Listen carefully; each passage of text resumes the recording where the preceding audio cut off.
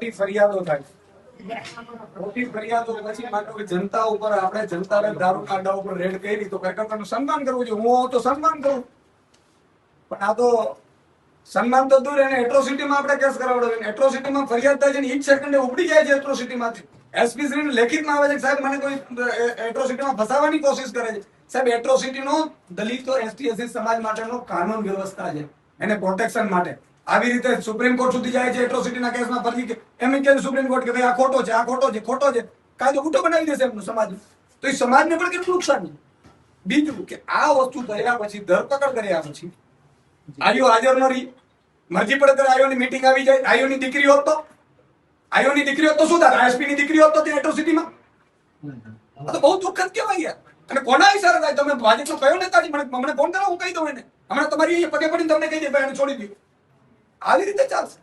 અને બીજી વસ્તુ કે જે બ્રાહ્મણ સમાજનો યુવાને આપઘાત કર્યો છે, 18 નામો છે સુસાઇડમાં, 16 નામો ભાજપ વાળા છે, અને એક ધરપકડ નથી થતી. અને આ એટ્રોસિટીમાં રાતોરાત કાયનાત બેનની ટીમને ધરપકડ કરી લે છે, ખુલ્લેઆમ બોલે છે પેલા લોકો. એટલે કાનૂન શું? આપણે કાનૂન શેના શપથ લઈએ? 30 વર્ષની ભાજપની સરકાર હોય તો એનો મતલબ નથી કે આપણે કાર્યકર્તા બની જઈએ. મારે એસપીસી ને એ જ કેવું છે. તે દિવસે મેં એસપીસી ને ફોન કર્યો છે કે ઈશુદાનભાઈ હમણાં 2 મિનિટમાં તમને જવાબ આપું, 2 મિનિટમાં જવાબ આપું. આ શું થઈ રહ્યું? શું 2 મિનિટમાં આપણે જવાબ આપીએ? એની ધરપકડ કરીને ખોટી ફરિયાદ કરી દીધી. અને આજે 11 વાગે થવાનો, જો 3 વાગે થવાનો, આયુ હાજર નથી થતો. અને દર વખતનું છે, મરજી પડે ત્યારે જયારે કોઈ સામાન્ય જનતા હોય એટલે આયુને ગુમ થઈ જાય. તમારે ભાજપનો નેતાને ધરપકડ થાય આયુ હાજર ન રહ્યો જોઈએ, બીજે દિવસે બદલી કરી નાખે ડાંગમાં. તમારો ભાજપ આ તમારો શબ્દ થોડો વ્યાજબી નથી લાગતો. હા તો સાહેબ તમે મને કહો. મને ઓળખો કદાચ નહીં ઓળખો, પણ હું આપને ઓળખું છું. આજે તમારો શબ્દ છે, કેટલી પીડા હશે. અમે આપની પીડાને અમે સમજી શકીએ છીએ, પણ આજે તમારો જે પછી રાજકીય પાર્ટીનું નામ લો છો ને, એટલીસ્ટ મારી સામે તો આજ નહીં. કેમ કે તમારો શબ્દ એ થોડો ગેરવ્યાજબી લાગે છે. હું શું કહું સાહેબ, તમારી પાર્ટી આપ તો બિલકુલ ભણેલા ગણેલા, આપ તો બિલકુલ અનુભવી છો. આ શબ્દ થોડો ગેરવ્યાજબી છે. સરકારી કર્મચારી સાહેબ તમે ખાલી શબ્દ ગેરવ્યાજબી લાગ્યો હોય તો એક પ્રતિષ્ઠિત ડોક્ટર જેને એપોઇન્ટમેન્ટ માટે 2 દિવસ લાગે છે, બરાબર, ઈ બેન પ્રજા માટે થઈ અને દારૂના અડ્ડા પકડાવે છે, સન્માન કરવાની જગ્યાએ એને જેલમાં નાખીને પછી જેલમાં રહી એવા ષડયંત્ર કરે તો કેટલું ખોટું લાગતું હશે.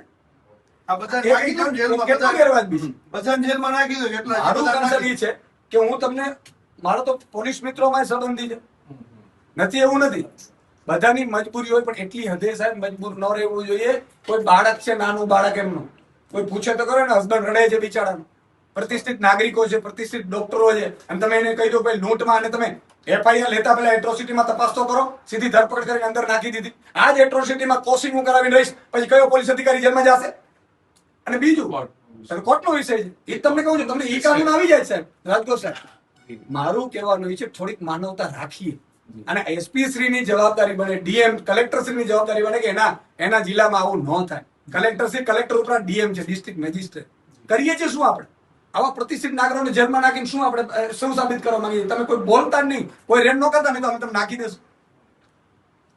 બહુ અધિક ચોક્કસ આપની લાગણી જે છે હું એસપી સાહેબ આવશે એની સમક્ષ મૂકીશ, અને જે કંઈ બી છે આપના જે બી શબ્દો છે, જે બી લાગણી છે, અને આપની જે કોઈ બી રજૂઆત છે એને હું સાહેબ શ્રી સમક્ષ ચોક્કસથી મૂકીશ. આઈઓને કહેજો હાજર રહીએ તો આઈઓ હાજર ન રહ્યો તો પર્સનલી દુશ્મની આઈઓ સાથે થઈ જશે.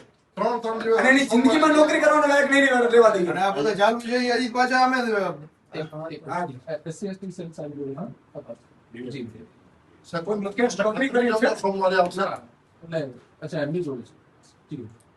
સોમવારે આજે તો હું આપને કહું, આજે હું પણ કલેક્ટર કચેરીએ અમારી દરિયાઈ સુરક્ષાને લગતી મીટિંગમાં હતો. એમાં આજે આઈઓ જે છે, કદાચ જો ચૌધરી સાહેબ હોય, કે હું આજે જ હાજર થયો છું લગભગ 10-12 દિવસ પછી. એટલે એમાં અમે લોકો આજે લો એન્ડ ઓર્ડરની મિટિંગ હતી, ડીકોર્ટની મિટિંગ હતી, બધી કલેક્ટર કચેરી ભુજ ખાતે મિટિંગો હતી. એટલે એ મિટિંગોમાં અમે બધા જ ત્યાં આગળ હાજર હતા છે. એટલે કદાચ આજનું જો તો એમનું ભુજ મિટિંગમાં સવારે મારી જોડે હતા. એ જ કહું છું કે આઈ એમ શ્યોર મિટિંગો હોય. હવે તમે જે મને વાત કીધી ને સાહેબ ભાજપ પર, તમને સાબિત કરી દઉં. મારે કોઈ નામ નથી લેવું. આ પહેલા પણ એટ્રોસિટી થયેલી છે, કોઈ ધરપકડ નથી. સાંભળજો. નહીં, એમાં નહીં એમાં હું એ જ કહું છું ને એમાં એટલે આજે તકલીફ ઈ જ પડે છે મને એ નથી કે તમે હું એમ કહું છું, અમને ફાંસી લટકાવી દો, ચાલો ઈશુદાન ગઢવીનું આ કરે એને લટકાવી દો, પણ બીજાનું ગુનો કરે એને લટકાવો તો ખરા. આજે મારું કન્સર્ન ઈ છે, જી. ઈ છોડી દો. ચાલો આજે અમારી સાથે દુશ્મની લઈને તમે કરવો શું માંગો છો? ભાજપ તમને છોડાવવા નહીં આવે. મેં એસપી ને જેલમાં નાખાવાના દાખલા છે, આમાં વ્યક્તિગત કોઈને તો કશું એ ન ન હોય. કરે ને વ્યક્તિગત. આમાં આપ બી તમે માની લો કે મારા ઉપર બે ફરિયાદ કરી શકશો, હું આખા ગુજરાતમાં કોઈ દારૂનો અડ્ડો હતો તો કાર્યક્રમ નહીં થવા દો, તમે શું કરી શકશો? તમે સસ્પેન્ડ થશો, હું નથી તો તમે આપણે ઝઘડીએ જી. પાર્ટીની ભાજપના ઈશારા ઉપર.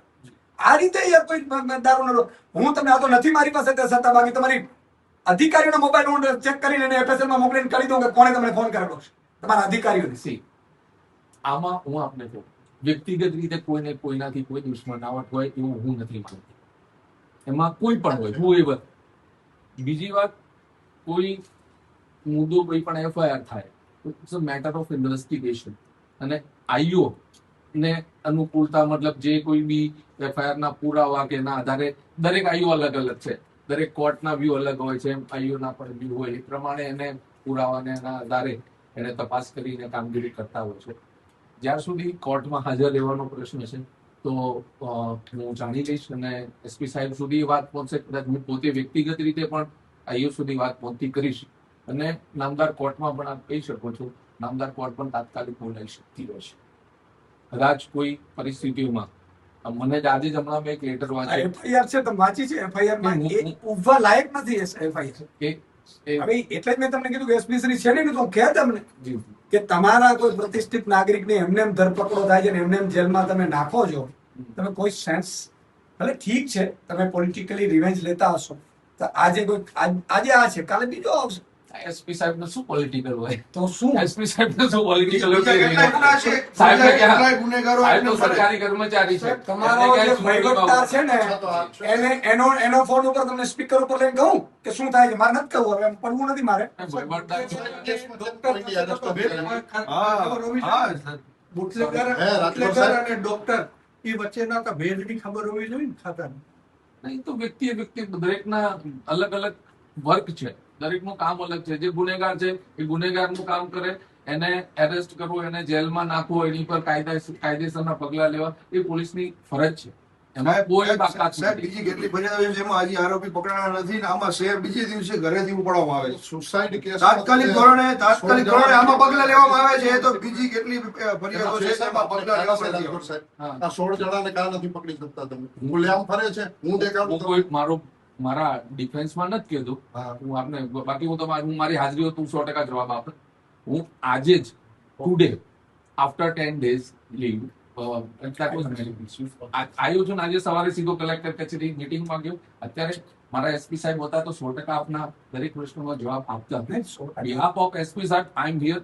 આપની જે લાગણી છે, આપની જે રજૂઆત છે, ચોક્કસથી હું અમારા સાહેબ સુધી પહોંચતી કરીશ. છે 3 દિવસ પહેલા અમારા બ્રહ્મ સમાજના આગેવાનો બધા આવીને મળી ગયા, છતાં ખુલ્લેઆમ ફરે છે. આજે એમણે કીધું હતું કે 2 દિવસમાં બધા એરેસ્ટ થઈ જશે. આ એસપી સાહેબે કીધું હતું.